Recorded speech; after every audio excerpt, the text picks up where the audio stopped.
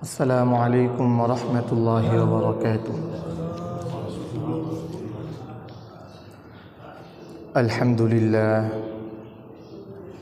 الحمد لله نحمده ونستعينه ونستغفره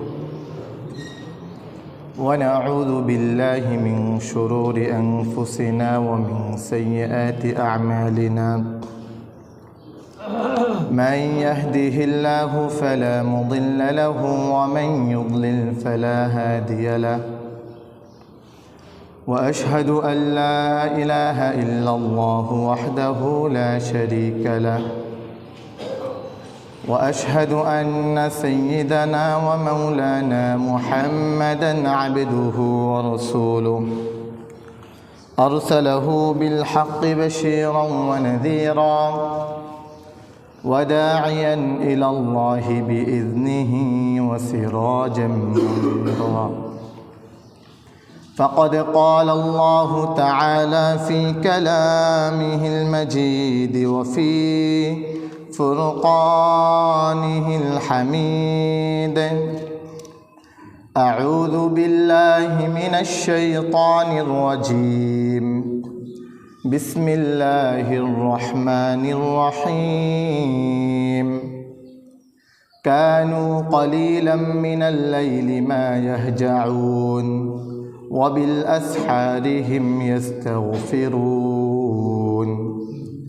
صدق الله المولانا العظيم وصدق رسوله النبي الكريم ونحن على ذلك من الشاهدين والشاكرين والحمد لله رب العالمين.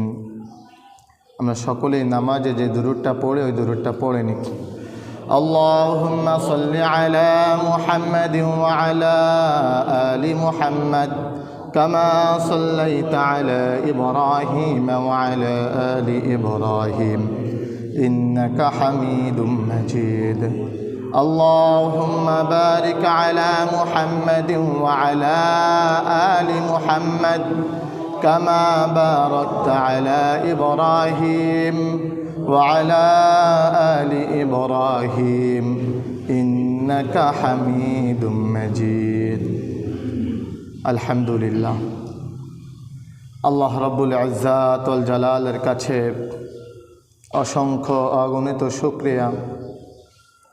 রব্বুল ইজ্জাত ওয়াল জালাল আমাদেরকে হায়াতে তাইয়্যিবা দিয়ে, সুস্থতার সাথে ঈমানের নিয়ামত দিয়ে শুক্রবারের মতো সপ্তাহের শ্রেষ্ঠতম দিন পৃথিবীর পবিত্রতম স্থান মসজিদে এসে কোরআন ও হাদিসের আলোচনায় বসার তৌফিক দান করেছেন।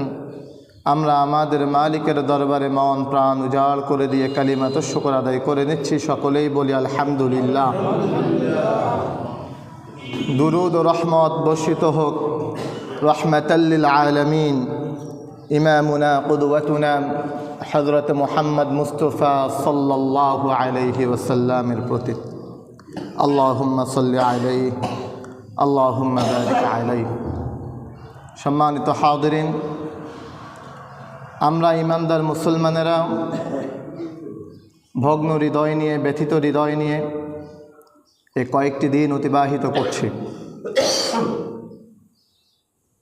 তো আমাদের ভাই শহীদ হয়েছেন, এই ব্যথা আমাদের হৃদয়ে আছে। সেই ব্যথা বুকে রেখেই আমরা আজকের জুমাতে আলোচনাও শুনতে এসেছি। আমরা আমাদের এই জুমার আলোচনার শুরুতেই আমাদের ভাইয়ের জন্য রবের কাছে তার শাহাদাতের উচ্চ মাকাম কামনা করছি। আল্লাহ রাব্বুল আলামিন ভাইকে শাহাদাতের উচ্চ মাকাম দান করুন। আল্লাহ ভাইকে শহীদ হিসাবে কবুল করিয়ে নেন। প্রিয় উপস্থিতি, আজকের জুমার আমাদের আলোচ্য বিষয় হল শীতকালে মুমিনের করণীয় কী। আমাদের তো শীতের আভাস শুরু হয়ে গেছে অলরেডি। মনে করেন মসজিদে পাখা চালানো, পাখা বন্ধ করা, বাসায় পাখা চালানো, পাখা বন্ধ করা, এগুলো নিয়ে চলে। তো বোঝা যাচ্ছে যে শীত আসতে আসতেছে, এমন মৌসুম শুরু হবে। তো এই শীতকালে মুমিনের জন্যে চমৎকার কিছু করণীয় আছে। শীতকালটাকে মুমিন কিভাবে অতিবাহিত করতে পারে, এই শীতকালকে মুমিন কিভাবে কাজে লাগাতে পারে, আজকের আলোচনায় আমরা সে বিষয়ে আলোচনা শুনব। ওমা তৌফিকি ইল্লা বিল্লাহ আলাইহি তাওয়াক্কালতু ওয়া ইলাইহি উনীব। শীতকাল সম্পর্কে আল্লাহ রাব্বুল আলামিন কোরআনুল কারিমে আমাদের পরিচিত একটি সূরার মধ্যে খুব সুন্দর করে তুলে ধরছেন। আল্লাহ রাব্বুল আলামিন বলেন, লিইলাফি কুরাইশ ইলাফিহিম রিহলাতাশ শিতাই ওয়াস সাইফ। আল্লাহ বলেন লিইলাফি কুরাইশ, কুরাইশরা অভ্যস্ত হয়েছে কিসে? ইলাফিহিম রিহলাতাশ শিতাই ওয়াস সাইফ, শীত এবং গ্রীষ্মকালে সফর করতে। এই যে শীতা, এই শব্দটাই শীতকালকে বুঝিয়েছেন রব। তো শীতকাল বলা যায় এটা একটা আরবি শব্দ, শীত। আল্লাহ বলেছেন শীতা মানে হলো শীতকাল। তো কোরআনুল কারীমে আল্লাহ রাব্বুল আলামিন এই শীতকালের কথা স্পষ্ট করে বলেছেন এবং গ্রীষ্মকালের কথাও বলেছেন। কোরআনের আরেকটি আয়াতে আল্লাহ রাব্বুল ইজ্জাত ওয়াল জালাল বলেন, ইউলিজুল লাইলা ফিন নাহারি ওয়া ইউলিজুন নাহারা ফিল লাইল। তিনি হলেন এমন সত্তা যিনি রাতের মধ্যে দিনকে প্রবেশ করিয়ে দেন এবং দিনের মধ্যে রাতকে প্রবেশ করিয়ে দেন। রাতের মধ্যে যিনি দিনকে প্রবেশ করান, আওয়াজ দিয়ে বলেন তিনি কে ভাই? আল্লাহ। দিনের মধ্যে রাতকে যিনি প্রবেশ করান তিনি কে? আল্লাহ। এই প্রবেশটা কিভাবে? এই আয়াতের তাফসির ইবনে কাসির রাহিমাহুল্লাহ তিনি খুব চমৎকার করে বলেছেন যে আল্লাহ যে রাতের মধ্যে দিনকে প্রবেশ করান, দিনের মধ্যে রাতকে প্রবেশ করান, সে প্রবেশ বলতে কি বুঝিয়েছেন? তিনি বলেন, ওয়া মা'না ইলাজিহিল লাইলি ফিন নাহার ওয়ান নাহারি ফিল লাইল, দিনকে রাতের মধ্যে এবং রাতকে দিনের মধ্যে প্রবেশ করানো বলতে আল্লাহ রাব্বুল আলামিন মূলত বুঝিয়েছেন ইদখালুহু মান হাদা ফি হাদা ওয়া মান হাদা ফি হাদা। এক মৌসুমে দিনকে রাতের মধ্যে প্রবেশ করান, আরেক মৌসুমে রাতকে দিনের মধ্যে প্রবেশ করান। সেটি কি? ফাতারাতুন ইউতাউবিলুল লাইলা ওয়া ইউকাসসিরুন নাহারা কামা ফিশ শিতা। যেমনিভাবে ফাতারাতুন ইউতাউবিলুল লাইল, আল্লাহ রাব্বুল আলামিন রাতকে লম্বা করেন, রাতকে তিনি কি করেন? লম্বা করেন। ওয়া ইউকাসসিরুন নাহার, এবং দিনকে ছোট করেন। এখানে কি বলেছেন? রাতকে কি করেন? লম্বা করেন। দিনকে কি করেন? ছোট করেন। সেটা কখন? কামা ফিশ শিতা, শীতকালে। শীতকালে রাত ছোট না বড়? দিন ছোট না বড়? ছোট। এরপরে তিনি কি বলেন? ওয়াতারাতুন ইউতাউবিরুন নাহারা ওয়া ইউকাসসিরুল লাইল কামা ফিস সাইফ, এবং গ্রীষ্মকালে আল্লাহ রাব্বুল আলামিন দিনকে বড় করে দেন, রাতকে ছোট করে দেন। আমাদের এখন মাগরিবের নামাজের আজান হয় সম্ভবত 5:13, কিন্তু গ্রীষ্মকালে আমাদের আসরের জমাত হয় 5:15। এমনও সময় হয় যে আসরের জমাত কত হয়? 5:15-তে। আসরের জমাত দিনে হয় না রাতে হয়? মাগরিবের আজান রাতে হয় না দিনে হয়? রাতে, রাতের সূচনাতে। এই যে রাতকে দিনের মধ্যে ঢুকিয়েছেন, এই কাজ যিনি করেছেন তিনি কে? আল্লাহ। শীতকালে আল্লাহ রাব্বুল আলামিন রাতকে লম্বা করে দেন এবং রাতকে দিনের অংশে ঢুকিয়ে দেন, আর গরমকালে দিনকে বড় করে দেন, দিনকে রাতের অংশে ঢুকিয়ে দেন। তখন দেখা যায় সেই 6:55-56 পর্যন্ত চলে যায় মাগরিবের জমাত, এত লম্বা হয়। আর এখন এশার জমাতে হয় 7:15-তে। এশার নামাজের আজান হয়ে যায় 6:45-টায়। তো আল্লাহ রাব্বুল আলামিন এই শীতকালকে ছোট করেছেন এবং গ্রীষ্মকালকে বড় করেছেন। গ্রীষ্মকালের রাতকে ছোট করেছেন, দিনকে বড় করেছেন। শীতকালের রাতকে বড় করেছেন, দিনকে ছোট করেছেন। এবার এই শীতকালকে আমাদের পূর্বসূরীরা তাবিঈন, তাবিঈন, সাহাবা আজমাইন কিভাবে মূল্যায়ন করতেন আর আমরা কিভাবে মূল্যায়ন করি। তারা শীতকালকে স্বাগত জানাতেন। সাহাবা আজমাইন কি বলতেন? কানা ইবনে মাসউদ রাদিয়াল্লাহু তাআলা আন ইযা জাআ আশ-শিতা ক্বালা মারহাবান বিশ-শিতা'i তানজিলু ফীহি আল-বারাকাহ ওয়া ইউতাওয়িলু ফীহি আল-লাইল লিকিয়াম ওয়া ইউকাসসিরু ফীহি আন-নাহার লিস-সিয়াম। আল্লাহ রাসূল সাল্লাল্লাহু আলাইহি ওয়াসাল্লামের প্রখ্যাত সাহাবী আব্দুল্লাহ ইবনে মাসউদ রাদিয়াল্লাহু তাআলা আনহু তিনি বলেন, যখন শীতকাল আসে তখন তিনি বলতেন, মারহাবান বিশ-শিতা, হে শীত তোমাকে স্বাগতম। শীতকে কি করতেন?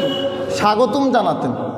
যখন শীত আসে সাহাবা কি করতেন? শীতকে স্বাগত জানাতেন এবং বলতেন, তানজিলু ফীহিল বারাকাহ, তোমার মাধ্যমে আল্লাহ রাব্বুল আলামিন বরকত নাজিল করেন। সুবহানাল্লাহ। শীতের মাধ্যমে আল্লাহ কি করেন? বরকত নাজিল করেন। কিভাবে? ইউতাওয়িলু ফীহিল লাইল লিকিয়াম, রাতকে লম্বা করেছেন আল্লাহর সামনে দণ্ডায়মান হওয়ার জন্যে, তাহাজ্জুদের নামাজ পড়ার জন্যে আল্লাহ রাব্বুল আলামিন রাতকে লম্বা করে দিয়েছেন। ওয়া ইউকাসসিরু ফীহি আন-নাহার লিস-সিয়াম, এবং দিনকে ছোট করে দিয়েছেন যাতে করে বান্দা দিনের বেলায় সিয়াম রাখতে পারে। এভাবে আল্লাহ বরকত নাজিল করেন।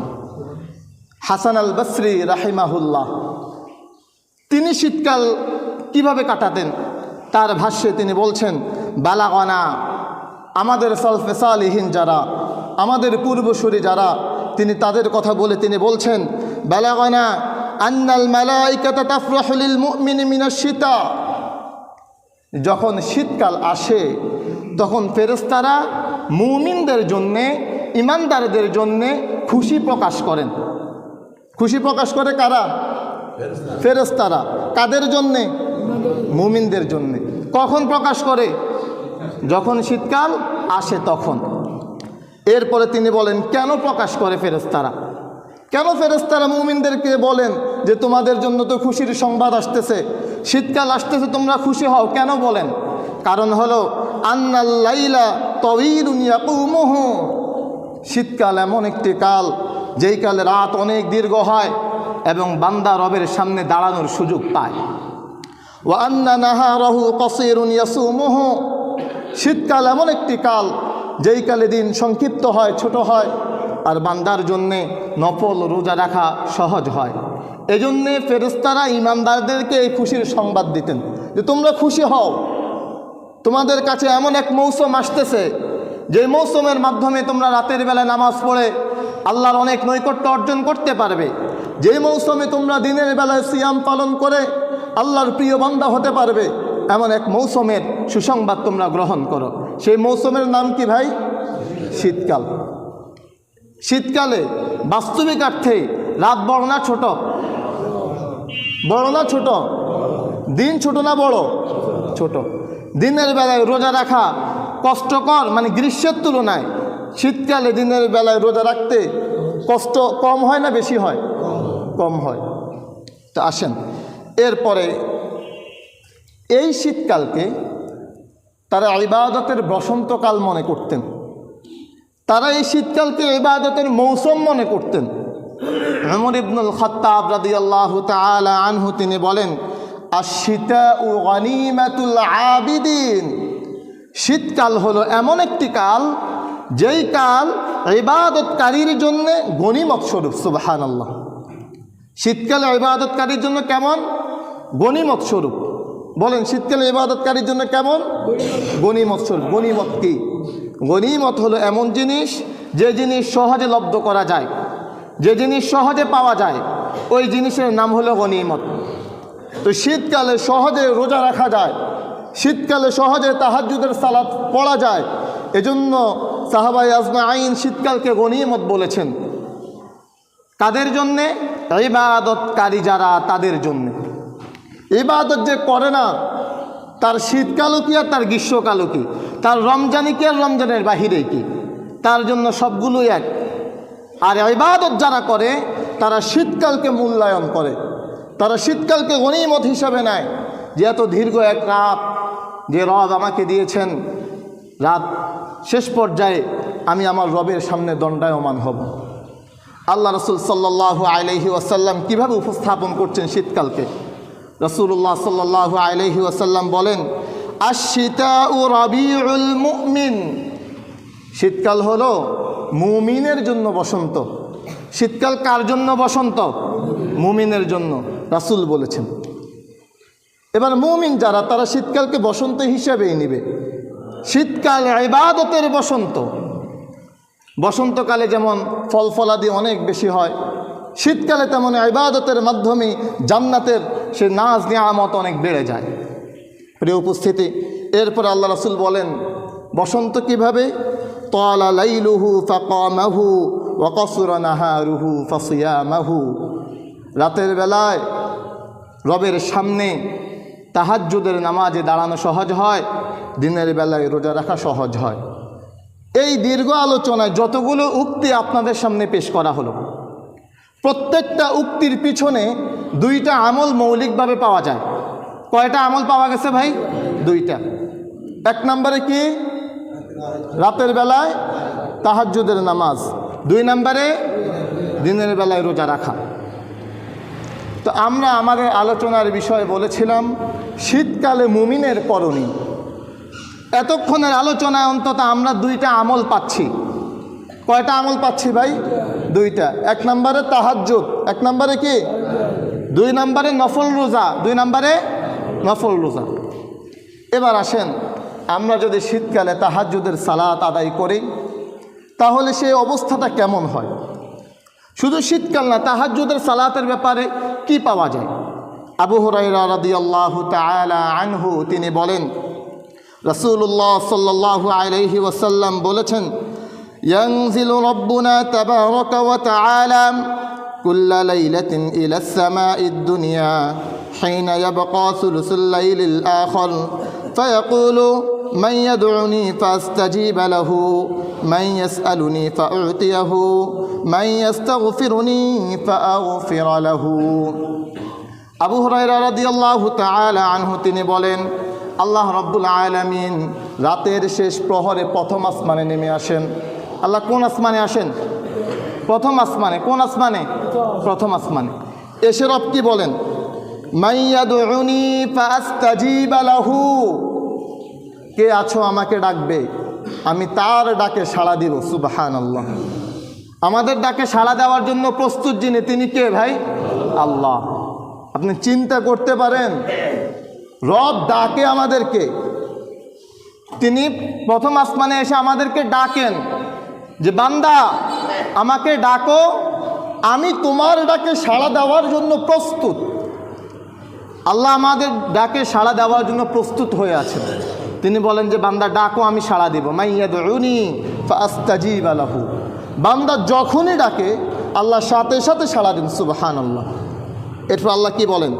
মাইয়াসআলুনি ফাউতিয়াহু, বান্দা আমার কাছে যা চাইবা আমি আল্লাহ তাই দিব। সুবহানাল্লাহ। পৃথিবীর সকল মানুষই মিলে যা দিতে পারে না, আমাদের আল্লাহ তা দিতে পারেন। আমাদের এমন এক মালিক আছেন যিনি সমগ্র পৃথিবী মিলে যা দিতে পারে না, তিনি তার চাইতেও বেশি দিতে পারেন। সে মালিক বলছেন যে বান্দা আমার কাছে চাও, যা চাইবা তাই দিব। তোমার কি প্রয়োজন বলো বান্দা, উঠো। তোমার জন্য এই শীতকালের রাতকে আমি আল্লাহ দীর্ঘায়িত করেছি। যেই ফজর তুমি পড়তে 4:40-এ, ওই ফজর এখন তুমি পড়ো 5:45-এ। এত দীর্ঘ এক রাত বান্দা তুমি পাচ্ছ। বান্দা তুমি দাঁড়াও, উঠো, যা চাইবা তাই দিব। বান্দা শুধু চাও আমার কাছে, কি প্রয়োজন বলো। তোমার ব্যবসা বাণিজ্য উন্নতি প্রয়োজন, বলো, দিয়ে দিব। তোমার ভালো উপার্জন প্রয়োজন, হালাল উপার্জন প্রয়োজন, রিজিকে বরকত প্রয়োজন, বলো, বান্দা দিয়ে দেব। তোমার মেয়েকে নিয়ে পেরেশানিতে আছো, বান্দা চাও আমার কাছে সমাধান করে দেব। তোমার সন্তানকে নিয়ে পেরেশানিতে আছো, বান্দা আমার কাছে চাও, আমি সমাধান করে দেব। শুধু আমার কাছে চাও তুমি বান্দা, তুমি চাইলেই তো সমাধান করবে, না চাইলে আমি সমাধান করি কিভাবে? আল্লাহ ডাকেন যে বান্দা চাও।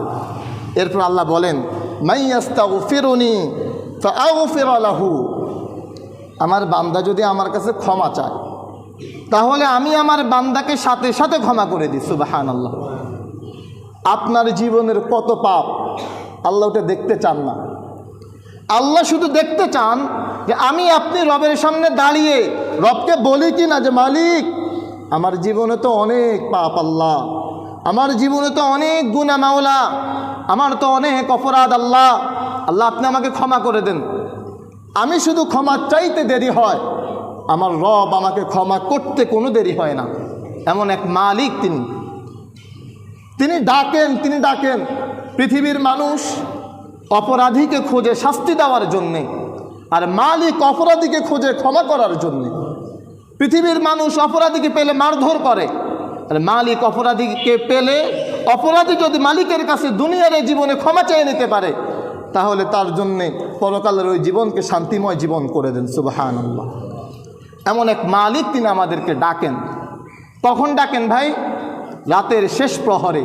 কখন ডাকেন? সবাই বলেন, কখন ডাকেন? রাতের শেষ প্রহরে। কে ডাকেন? আল্লাহ ডাকেন। তো ওই মালিকের ডাকে কেন ভাই আমরা সাড়া দিতে পারি না? অথচ আমাদের সালফে সালিহিন যারা ছিলেন, আমাদের পূর্বসূরি যারা ছিলেন, তাদের ব্যাপারে আল্লাহ বলছেন, আল্লাহ রাব্বুল আলামিন বলেন, কানু কলিলাম মিনাল লাইলি মা ইয়াহজাউন। তারা তো এমন যারা রাতের বেলায় খুব কমই ঘুমাতেন, অল্প সময় ঘুমাতেন তারা। অবিল আসহারি হুম ইস্তাগফিরুন। এবং রাতের সেই শেষ প্রহরে উঠে তারা রবের কাছে ক্ষমা চাইতেন। তাদের জীবনে গুনাহ নাই বললেই চলে, এরপরেও তারা রবের কাছে এই পরিমাণ ক্ষমা চাইতেন। আর আমাদের জীবনের কদমে কদমে গুনাহ, আমাদের জীবনের সেকেন্ডে সেকেন্ডে গুনাহ, তারা যদি জীবনের এই পরিমাণ ক্ষমা রবের কাছে চান, তাহলে আমার আপনার কি পরিমাণ ক্ষমা চাওয়া প্রয়োজন? মুহাম্মাদুর রাসূলুল্লাহ সাল্লাল্লাহু আলাইহি ওয়াসাল্লাম তিনি যদি তার জীবনে দৈনিক 70 বার রবের কাছে তাওবা করেন, ক্ষমা চান, তাহলে ভাইয়া আমার আপনার কি পরিমাণ রবের কাছে ক্ষমা চাওয়া প্রয়োজন বলেন? আবু হুরায়রা, আবু বকর, ওমর, উসমান, আলী রাদিয়াল্লাহু তাআলা আনহু, তাদের জীবনে যদি দেখেন তারা কি পরিমাণ রবের কাছে কান্নাকাটি করেছেন, ভাইয়া আমার আপনার কি পরিমাণ কান্নাকাটি করা দরকার?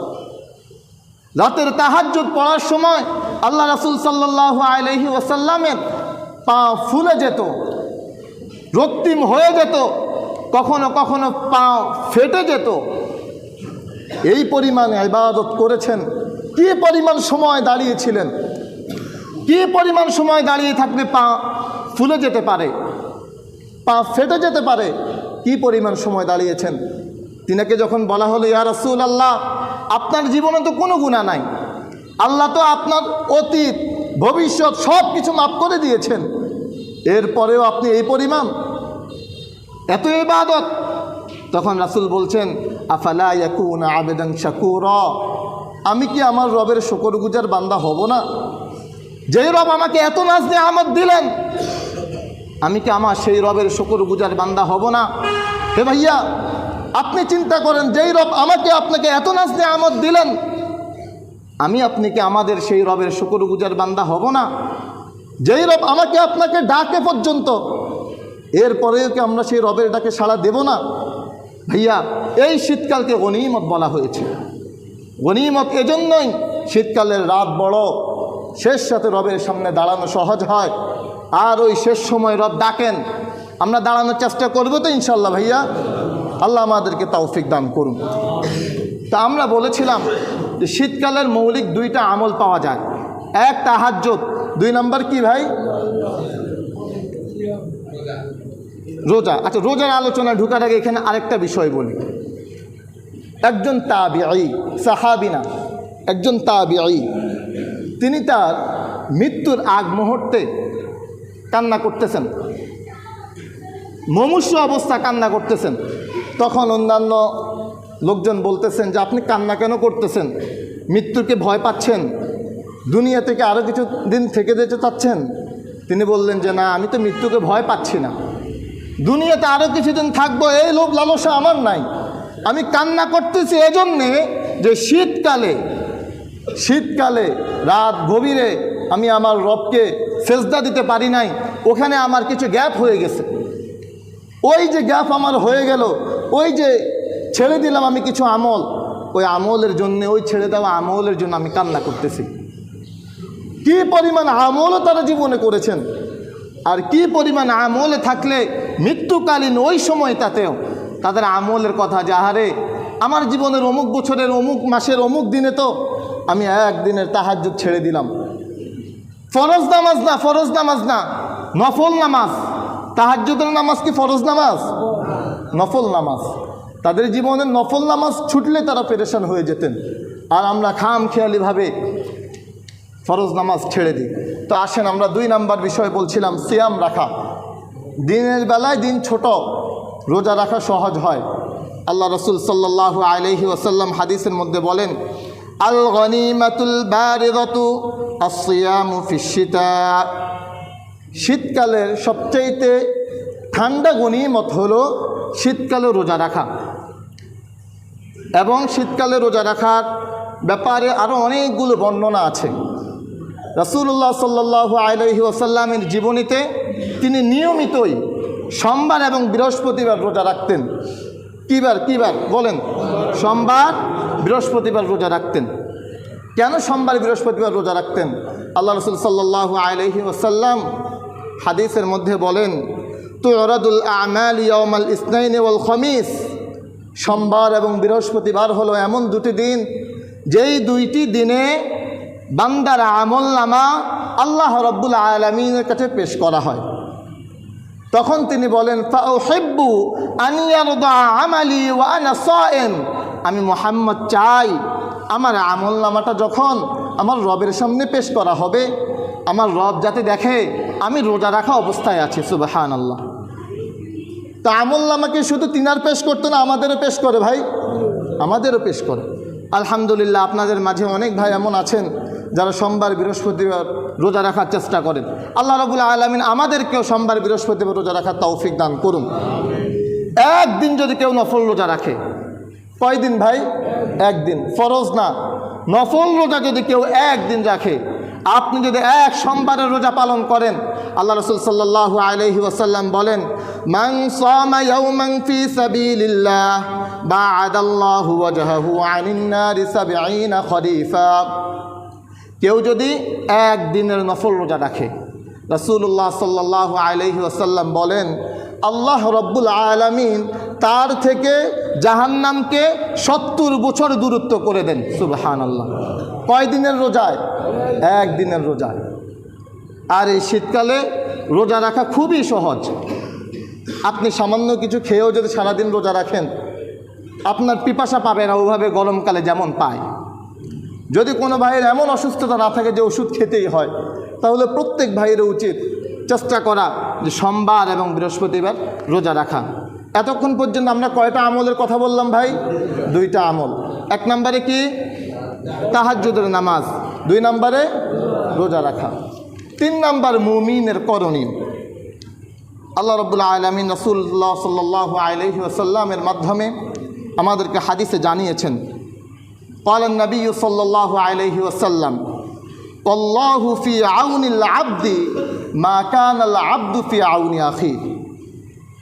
যে আল্লাহ রাব্বুল আলামিন তার বান্দাদেরকে সাহায্য করতে থাকেন ততক্ষণ পর্যন্ত যতক্ষণ পর্যন্ত বান্দা তার ভাইকে সাহায্য করতে থাকে। সুবহানাল্লাহ। তো শীতকাল এমন একটি কাল, যেই কালে অনেক অসহায় মানুষ আছে, আমরা চাইলে তাদেরকে সাহায্য করতে পারি, তাদেরকে সহযোগিতা করতে পারি। এটা মুমিনের এক করণীয় আমল শীতকালে। তো আল্লাহ রাব্বুল আলামিন কি বলছেন রাসূলের মাধ্যমে? আল্লাহ বান্দাকে ততক্ষণ পর্যন্ত সাহায্য করেন যতক্ষণ পর্যন্ত বান্দা তার ভাইকে সাহায্য করে। কাকে সাহায্য করে? ভাইকে সাহায্য করে। তা আমাদের ভাইকে, আপন ভাইকে শুধু ভাই।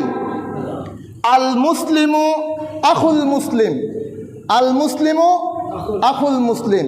এক মুসলমান আরেক মুসলমানের কি? ভাই। এটা কি শুধু এই মাইজদি শহরে কানুগাজী মসজিদে যে কয়জন ভাই এসেছেন তাদের জন্যে?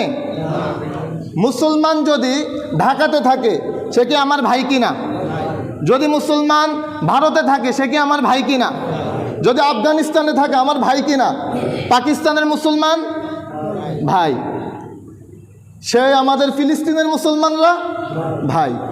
তো এক মুসলমানের উপরে যদি জুলুম আর অত্যাচার চলে, এক মুসলমানের উপরে যদি নির্যাতন চলে, তাহলে আরেক মুসলমানের গায়ে এটা লাগা কি স্বাভাবিক না অস্বাভাবিক ভাই? কেন লাগবে? কারণ সে আমার ভাই। বলেছেন কে? আল্লাহ রাসূল সাল্লাল্লাহু আলাইহি সাল্লাম বলেছেন কে? আল্লাহ রাব্বুল আলামিন বলেছেন।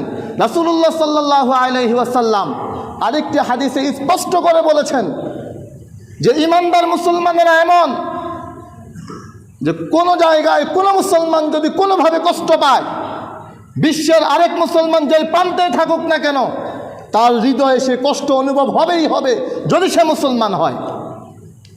আজ বিশ্বের প্রান্তে সেই ফিলিস্তিনে ইসরায়েলি কর্তৃক যে হামলা হয়, আমরা ওই হামলাগুলোর প্রতিবাদ করি, আমরা ইহুদিদের বিরুদ্ধে বলি। আল্লাহ রাব্বুল আলামিন কোরআনে বলেছেন, শুধু ইহুদিরা তোমাদের শত্রু নয়, লাতাজিদান্না আশাদ্দান নাস আদাওয়াতাল লিল্লাযিনা আমানুল ইয়াহুদা ওয়াল্লাযিনা আশরাকু। শুধু ইহুদি শত্রু নয়, মুশরিক যারা, মূর্তিকে পূজা দেয় যারা, তারাও তোমাদের শত্রু বলেছেন আল্লাহ রাব্বুল আলামিন। কে বলেছেন ভাই? আল্লাহ বলেছেন। আল্লাহ বলেছেন এই মুশরিকরা আমাদের শত্রু, রব বলেছেন, চিহ্নিত করে বলেছেন। আজ আমরা দেখতে পাই এই মুশরিকেরা চট্টগ্রামে আমাদের মুসলিম ভাই সাইফুল ইসলাম ভাইকে প্রকাশ্য দিবালোকে নৃশংসভাবে কুপিয়ে হত্যা করেছে। আমরা ধৈর্যের পরিচয় দিচ্ছি। এখনো আমরা কিসের পরিচয় দিচ্ছি? ধৈর্যের পরিচয় দিচ্ছি। আমার ভাইয়ের রক্তের দাম কত এটা জানেন? যারা ইমানদার, যারা মুমিন, যারা মুসলমান, তাদের রক্তের দাম জানেন। আপনি যদি বলেন আপনি মুমিন, আপনি যদি বলেন আপনি মুসলিম, আপনার রক্তের দাম কেমন দেখেন। কেউ যদি আপনার জীবনের দাম কেমন দেখেন। আল্লাহ রাব্বুল আলামিন বলেন, আমার ভাইকে তো শহীদ করেছে, আমার ভাইয়ের মাকাম দেখেন। আল্লাহ বলেন, ওয়ামান ইয়াকতুল মুমিনা মুতাআম্মিদা ফাজাযাউহু জাহান্নাম। যে ব্যক্তি একজন মুমিনকে হত্যা করবে তার জায়গা হলো জাহান্নামে। মুমিনের হত্যাকারীর জায়গা কোথায় বলেছেন কে? আল্লাহ বলেছেন। এই হত্যাকারীর পরিচয় রব জানতেও চান নাই, যে এটা কি অন্য কোনো মুসলমান কিনা, অন্য কোনো কাফের কিনা, কোনো ইহুদি কিনা, কোনো খ্রিস্টান কিনা, অন্য কোনো ধর্মের কিনা, এটা রব বলেন নাই।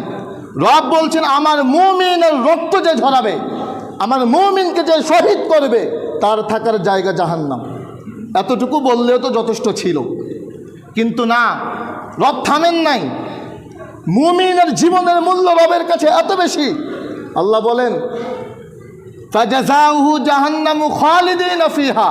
সে জাহান্নামে তো যাবে, সেখানে চিরকাল থাকবে। জাহান্নামে যাবে, চিরকাল থাকবে, এতটুকুই যথেষ্ট ছিল। কিন্তু আল্লাহ থামেন নাই, কারণ মুমিনের জীবনের মধ্যে রবের কাছে অনেক বেশি।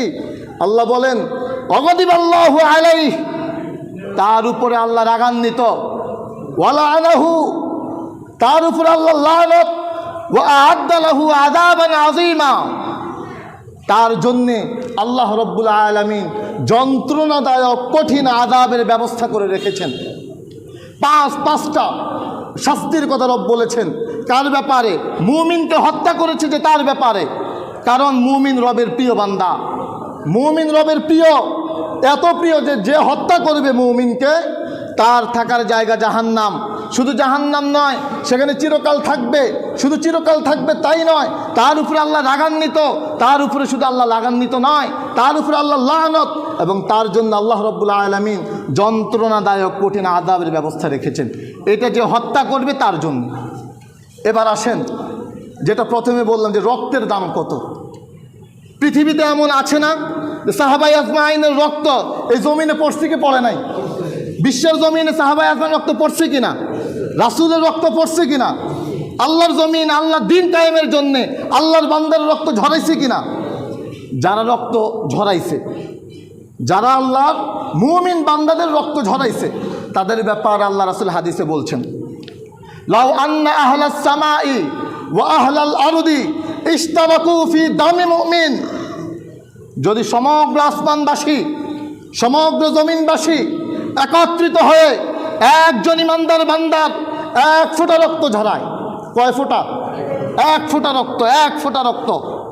সমগ্র আসমানবাসী, সমগ্র ফেরেশতারা, দুনিয়ার সমগ্র মানুষ, দুনিয়ার সমগ্র জিন সবাই একসাথে, আর একজন ইমানদার এক পাশে। এই ইমানদারের যদি 1 ফোঁটা রক্ত ঝরে, আল্লাহর কাছে ইমানদারের রক্ত এত প্রিয়, আল্লাহ বলেন ফাআকাব্বাহুমুল্লাহু ফিন্নার, এই সবাইকে একত্রিত করে টেনে হিসড়ে আল্লাহ রাব্বুল আলামিন জাহান্নামে ঢুকিয়ে দিবেন। নাউযুবিল্লাহ। এটা কার রক্তের দাম? মুমিনের রক্তের দাম, মুমিনের জীবনের দাম। ভাইয়া, আমরা মুসলমানেরা ঘুমিয়ে গিয়েছিলাম। আমরা কি করছিলাম? ঘুমাই গিয়েছিলাম। এই সন্ত্রাসী ইসকন আমাদেরকে জাগিয়ে তুলেছে। আমাদেরকে জাগাইছে কে? বলেন, আমাদেরকে জাগাইছে কে? শুধু ইসকন না, বলেন সন্ত্রাসী ইসকন। বলেন কেমন ইসকন? সন্ত্রাসী কেন? প্রকাশ্য দিবালোকে আমার ভাইকে শহীদ করেছে। আমার ভাই না? আপনাদের ভাই না? ভাই কি না ভাই? প্রকাশ্য দিবালোকে শহীদ করছে কিনা? কারা? সন্ত্রাসী ইসকন যারা, তারা। চট্টগ্রামের যে ঘটনা ঘটেছে, এই ঘটনার জন্যে ইসকনকে ইনশাআল্লাহ আজ নয় কাল জবাব দিতেই হবে ইনশাআল্লাহ। কোনো ছাড় দেওয়া হবে না। আমরা ধৈর্য ধরছি কেন? ধৈর্য ধরছি এজন্যে আমরা দেখি অন্তর্বর্তীকালীন রাষ্ট্র সরকার তাদের বিরুদ্ধে কি পদক্ষেপ নেয়। আমরা আইন আমাদের হাতে তুলে নেব না, আমরা আইন আমাদের হাতে তুলে নেব না। আমরা ধৈর্যের পরিচয় দেব। আমরা দেখব কি করেন তারা। যদি তারা ন্যায্য বিচার করেন আলহামদুলিল্লাহ, আর যদি ন্যায্য বিচার না করে, তখন আমাদেরকে আলেম ওলামারা যেভাবে নির্দেশনা দিবে কোরআন ও হাদিসের আলোকে আমরা সেভাবে মাঠে নামবো ইনশাআল্লাহ। প্রিয় উপস্থিতি, আমরা এমনও দেখতে পাই, আমি নিজে দেখেছি, কেউ যদি প্রমাণ চান আমার কাছে আসতে পারেন। এই দিবালোকে ইসকন নামক এই সন্ত্রাসীরা মুসলমানকে হত্যা করার পরেও অনেক মুসলমান এমন আছে যে তাদের পক্ষ নিয়ে পোস্ট করে ফেসবুকে। আমি নিজে দেখেছি, আমার কাছে আছে, তাদের পক্ষ নিয়ে পোস্ট করে। আল্লাহ বলেছেন ওয়ামাইয়াতাওয়াল্লাহুম মিনকুম ফাইন্নাহু মিনহুম। তুমি নামদারি মুসলমান হতে পারো, তুমি নামদারি মুমিন হতে পারো, যদি তুমি তাদের পক্ষ অবলম্বন করো। আল্লাহর আয়াত, আল্লাহ বলছেন ওয়ামাইয়াতাওয়াল্লাহুম মিনকুম ফাইন্নাহু মিনহুম, তাহলে তুমি তাদের দলভুক্ত হয়ে যাবে। আজ আপনি ইসকনের পক্ষ নেওয়ার কারণে আপনি প্রস্তুত হন ইনশাআল্লাহ কিয়ামতের ওই কঠিন ময়দানে ইসকন যে পথে, আপনি সে পথে থাকবেন। কারণ আপনি ইসকনের পক্ষ নিয়েছেন, আপনি ইসকনের পক্ষে পোস্ট করেছেন। যারা ইসকনের পক্ষ নেবে তারা কিয়ামতে সেদিকেই যাবে। প্রিয় উপস্থিতি, মুসলমানদের সময় হয়েছে এক হওয়ার। আমাদের এখন এক হওয়ার সময় হয়েছে। আজ এক হয়ে যেতে হবে মুসলমান। সকল দল মতবাদ, আমরা কোরআনের জন্যে, আমাদের কোরআন এক, আমাদের রব এক, আমাদের রাসূল এক, আমাদের পরিচয় আমরা মুসলমান। আর এই উগ্র হিন্দুত্ববাদের বিরুদ্ধে আমরা সবাই একতাবদ্ধ হয়ে ময়দানে ঝাঁপিয়ে পড়তে হবে। প্রিয় উপস্থিতি, গজওয়াতুল হিন্দ এই সম্পর্কে স্বচ্ছ ধারণা রাখেন। গজওয়াতুল হিন্দ হবেই হবে ইনশাআল্লাহ, এবং সেই গজওয়াতুল হিন্দে মুসলমানদের বিজয় হবেই হবে ইনশাআল্লাহ। গজওয়াতুল হিন্দ মানে শুধু ভারতের বিরুদ্ধে যুদ্ধ, এটা নয়। অনেকে মনে করেন জ্ঞানের স্বল্পতা মানুষের, কোরআনের জ্ঞান নাই, হাদিসের জ্ঞান নাই, এজন্য অনেক সময় আলেমদের বক্তব্য বুঝতে ভুল করে। আলেমদের বক্তব্য বুঝতে ভুল করে, ওটা নিয়ে নিজেরা হইচই করে। আপনার জ্ঞানের স্বল্পতা ভাই, আপনি যেই কোনো আলেমের বক্তব্য বুঝতে যদি আপনার সমস্যা হয়, তা আপনি সে আলেমের সাথে বুঝেন যে আমি এই জায়গাটাতে বুঝতে পারি নাই, আপনি কি বলতে চেয়েছেন।